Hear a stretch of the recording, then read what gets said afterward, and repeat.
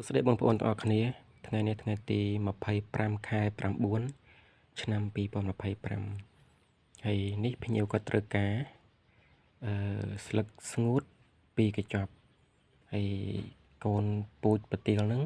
5ដើមបងប្អូននៅខាងខេត្តតាកែវផ្សារអង្គតាសោមក៏ត្រូវការនេះស្លឹកស្ងួត2កញ្ចប់ហើយនេះបងប្អូននេះកូនពូជមួយដើម 10000 បងប្អូនមួយដើម 10000 10ដើម 80000បើយើងលក់តែមួយដើមចឹងមួយដើម 10000បើ10ដើម 80000បងប្អូនត្រូវការពូជអាចតាក់ទងបានដើមធំបងប្អូនស្ដីដណ្ដឹងមុនបានមុនបងប្អូនដណ្ដឹងក្រោយបានក្រោយ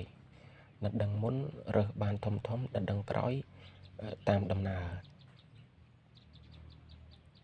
ស្អាតបងប្អូនស្អាតមែនតើដើមធំស្លឹកនេះយើងពេលដែលវាធំទៅយើងមកយើងកាត់ដាំទឹកញ៉ាំបានព្រោះវាធំបងប្អូនមើលនេះចឹងបងប្អូនត្រូវការពូជអាចតាក់ទងបានបាទអរគុណច្រើន